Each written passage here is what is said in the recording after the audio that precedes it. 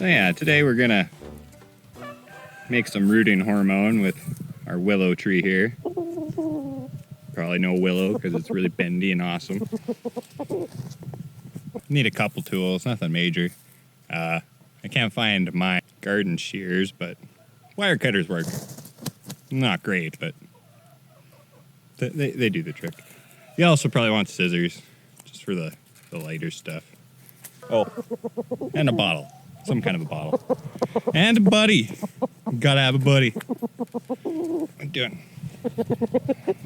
Oh.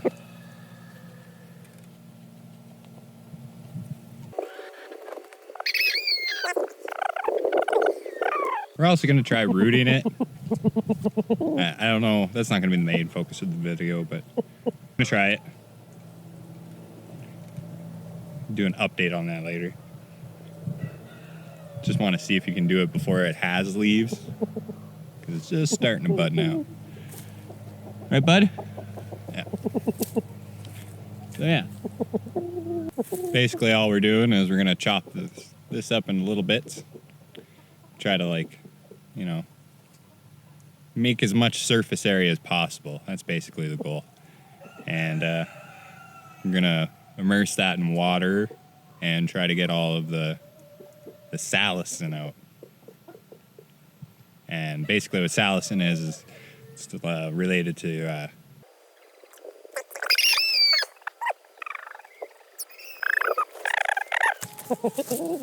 and it's basically an anti-inflammatory, and that's where aspirin comes from.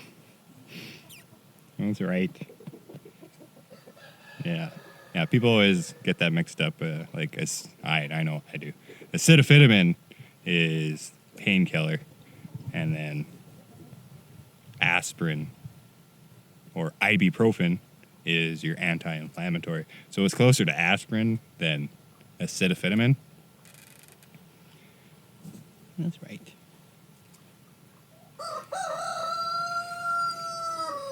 So that's why this plant is really great. Like, even if you're having my wisdom teeth, before I had them pulled, they were really bad and swelly all the time. So that's what I'd do, is just eat some leaves or, bite on some wood for a bit. Oh yeah, helping me. What are you doing? Oh, calm down. Yeah, and that would help the swelling go down. Let me get back to work and whatnot. It's not great. That's basically why they made aspirin. Well, it took a lot of the nausea out. Because for a lot of people, it'll give them an upset tummy pretty quick. But yeah, that's basically all we're doing. Cute little bunny necklace. But yeah, Willow's great. You can pretty much just do this and bam, stick it in the ground and you'll probably have a willow tree. That being said, it can get away from you. It's one of them water-seeking plants, and what it really wants to do is find all the water around. So luckily ours is next to the dugout. Oh, these planes are always flying over me. So low too.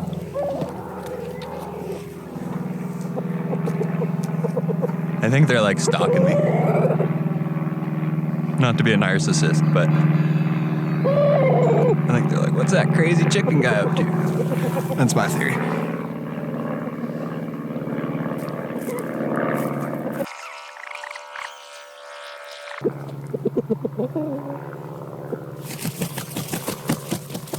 Yep, you can fly, buddy.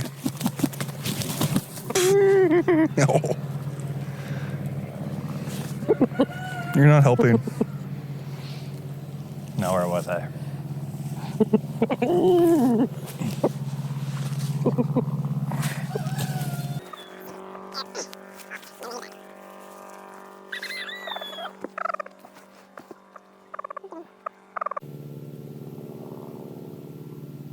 You good, chicken?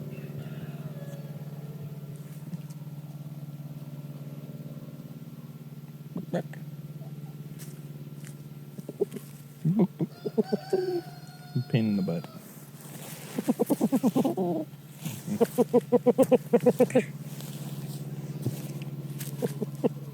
So yeah, what makes it great can also, be it's a bit of a downfall because, like I was trying to say, it's got water-seeking roots. All of them do, let's be honest. But it's really aggressive at it. And it'll seek out water pipes and sewer pipes, whatever. Wherever there's water, it'll be like going for it. So you want to be careful where you plant it. And if I were to say another tip is only get one. And if you get one, you need a male and a female for them to actively reproduce. So in that way you can kind of control how far they spread, and then they're not going to be running off of your property or,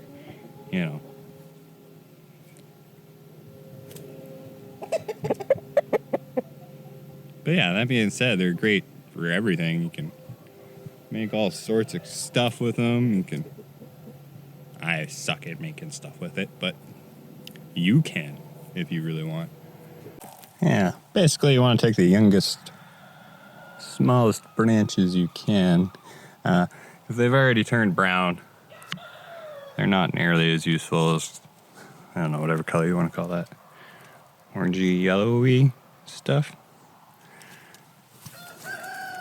Purple? No, it's not purple. All right. Let's see. Where's a good place? I usually do this after I do clones, so maybe we'll just do a couple.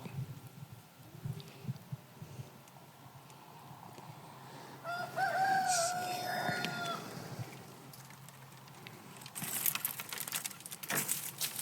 One.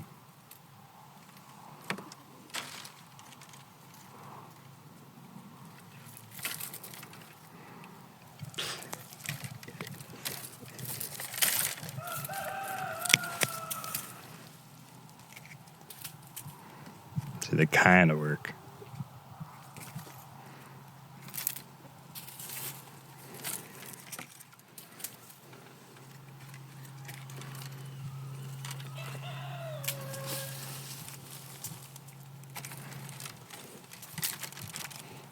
There. I don't need to go crazy.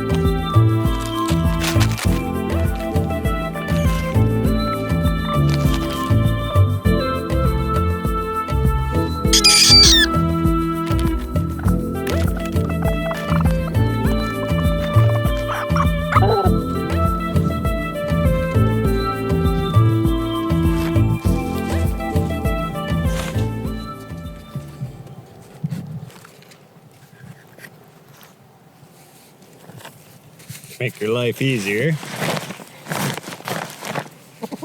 I suggest getting a tarp or a old poultry feed bag. Keep these things around. They work great. And yeah, just start snipping.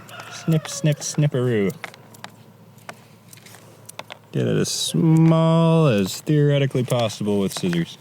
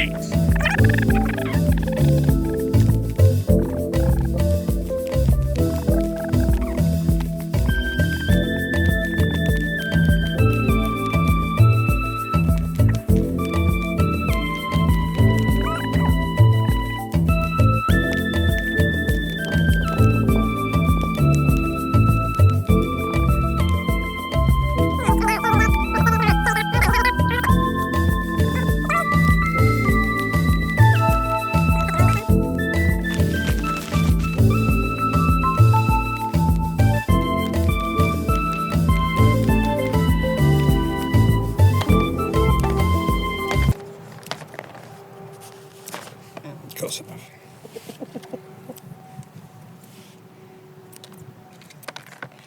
Yeah, I don't know how true it is, but it's said that most of the Salix trees or willow trees that we have in North America today, yeah, mostly all come from one imported from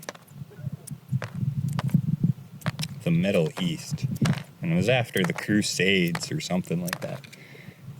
And people used to use them for firewood a lot because it burns really hot, really fast. It's all the sugar and oil or whatever. So you keep it in your faggot of wood or whatever you call it. That you just take everywhere with you pretty much at the time. So you could start a fire, you know, on your journeys, right? Not everywhere you went with you. But when you're coming, you know, a couple thousand kilometers or whatever, you definitely might want to have some wood with you. And it's thought that this one royal king, fancy pants guy, whatever, some nobleman, he brought his home and he still had a couple sticks left over in it, you know, that he was meant to burn. But he didn't burn it because, I don't know, he's a rich fancy pants. He probably used everybody else's wood, let's be honest. So, what he did was he just stuck it in the ground. Bam. Oop. Probably not like that.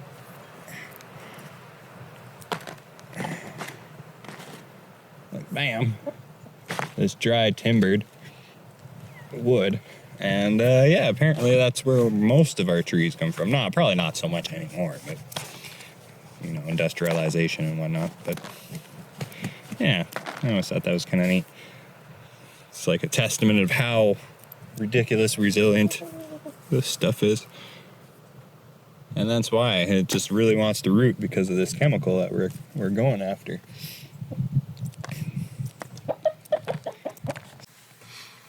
I'm here with a red and blue chicken because I noticed I once again was dumb. And I like to correct myself because I like the truth. So that story I'm telling, it's my brain totally messed it up. That's right, Red. So the true story, well, it's not a true story. The legend goes. Really, I could have left it either way. It's a legend, but it was bugging me. So I'm going to correct it right here, right now. One famous example of such growth from cuttings involves the poet Alexander Pope, who's actually a pretty famous poet. I don't know poetry very well, though. So, anywho's, and this Alexander Poet guy, he begged for it. A twig from a parcel tied with twigs sent from Spain to Lady Salflux. Salflux? Oh, let's make Google pronounce that for me. Let's see what Google says. It is probably going to be exactly what I said. He begged a twig from Suffolk. Oh, that just sounded worse. But yeah, he begged it from her. And allegedly, he planted this twig, and it thrived. And all of England's weeping willows are descended from this first one. So it was Spain. You know, it's like the Middle East, in the fact that it's like sort of in the East, I guess, relative to me. But yeah, hope you're enjoying the show so far. I know it's pretty exciting. Red and blue are watching.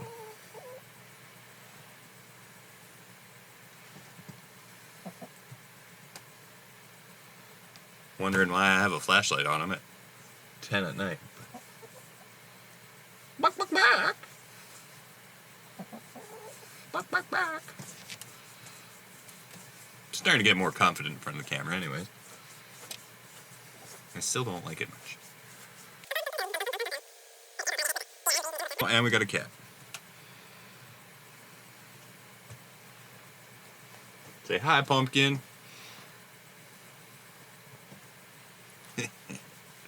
It's like, screw you, I just ate. Back to the show. Thank you. I know, I'm weird. So yeah, you can add a little bit of it to your plants, fertilizer, water, and whatnot. Even. And then it'll help, just even help your roots grow. But yeah, the main use is cuttings that is. That'd be a better way of saying it. Dipping cuttings into the solution so you can get all this good juicy hormone on it.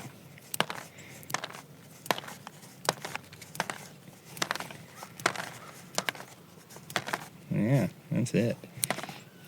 If you got a blender or something, you could do that, but you don't have to get that fancy now. Nobody's got to get that fancy. That's right, buddy.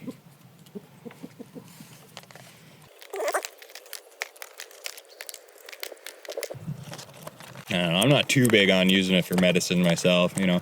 That's why aspirin, and that's good. It's controlled dose, you know what you're getting. But, well, the nausea. But in a pinch, it is pretty good. I'm not gonna lie. It is definitely better than nothing when you're dealing with a swelling of some kind of pain, you know.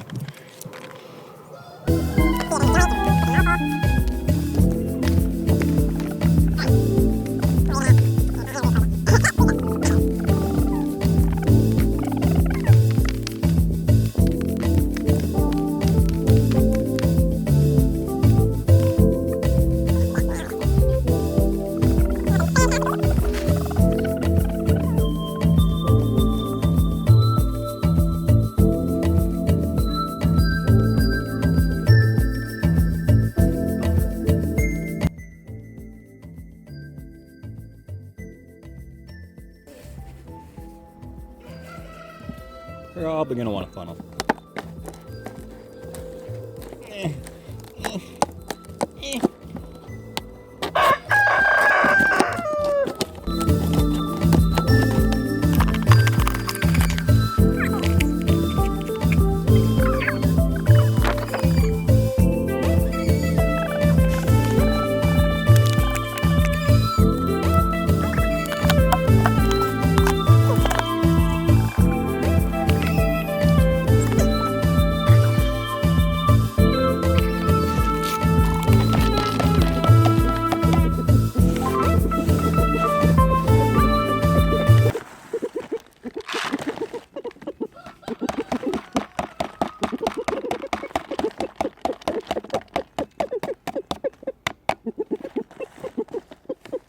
Good.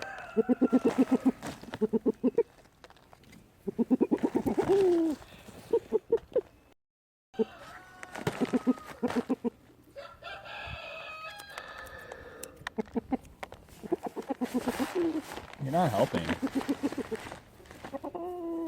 No.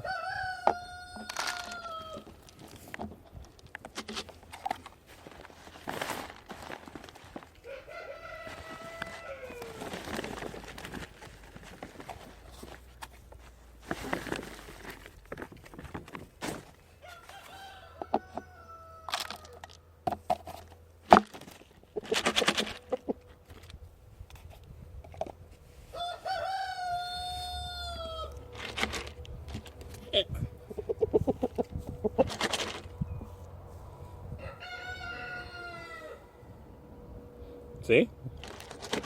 Yeah, see? Then you end up with... Yeah, he sees. Yeah, and then just add water. And don't lose your lid.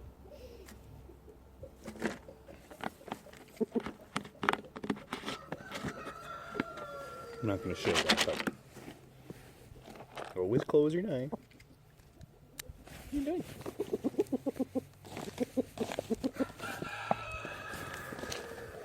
Yeah. And yeah, then you end up with a bunch of floating sticks. What a time to be alive, eh, buddy?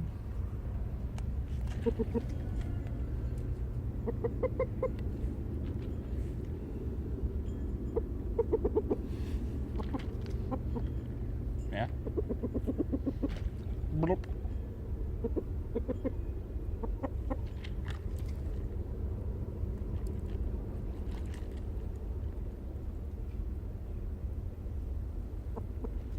Bloop. Bloop.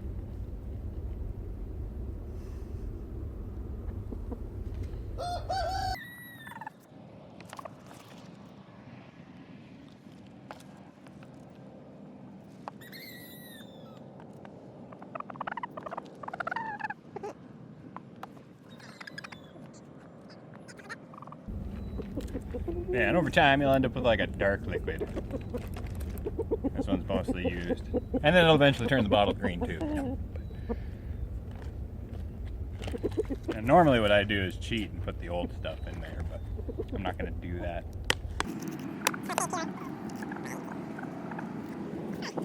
Turns like a browny reddy color. Whatever color you call that. I suck at color. Probably be what kills me one day. But yeah.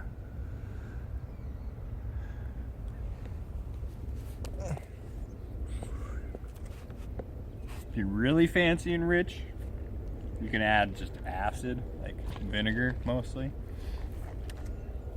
And then it'll work quicker, but it's really not necessary. And yeah, it's just really bitter. It's closely related to quinine. Hate that word. Well, that's basically what's in all the aspen.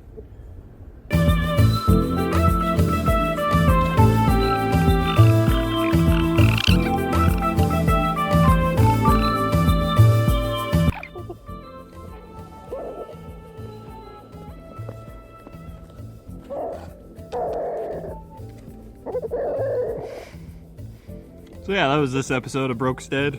We made ourselves some fancy stuff. Well, it's not fancy yet. I'll show it off again when we do another propagation, or when we do a propagation or cloning video. Yeah, thanks for watching. Click buddy to subscribe. I'm sure he'll appreciate seeing you again. Don't do that. You know better. What are you doing? You bad chicken.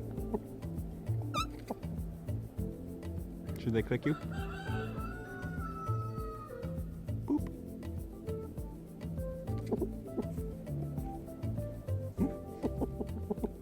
I don't think they're gonna want to. No, you're pretty mean. No.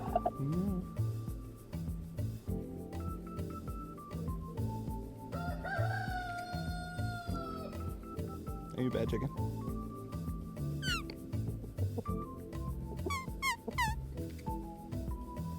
Ha ha